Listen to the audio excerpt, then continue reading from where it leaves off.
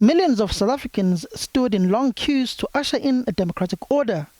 Promises of a better life were made. 2 decades on, South Africa is still one of the most unequal societies in the world, poverty and unemployment at an all-time high, freedom and democracy only being enjoyed by some. The president says the promises made in 1994 can no longer be ignored. The promise we made on the 27th of April 1994 can no longer be deferred. We must make real the right of all our people to healthcare, food, shelter, water, social security, and land. In this final decade of the National Development Plan, we must change the pace of social and economic transformation. The coronavirus has laid bare the struggles of poor South Africans. Government has increased child support and old age grants for the next 6 months.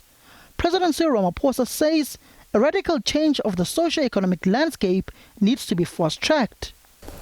For as long as this is delayed, freedom for some is freedom for none.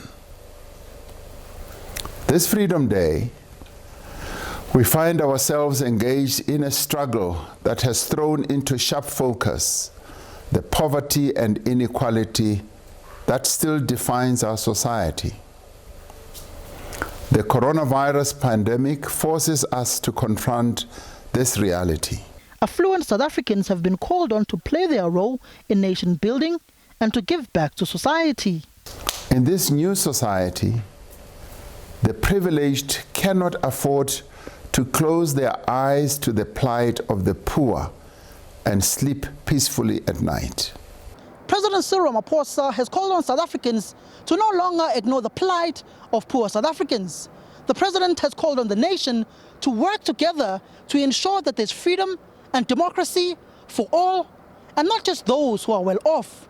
He says the dream of 1994 can no longer be deferred. Samkele Maseko, SABC News, Johannesburg.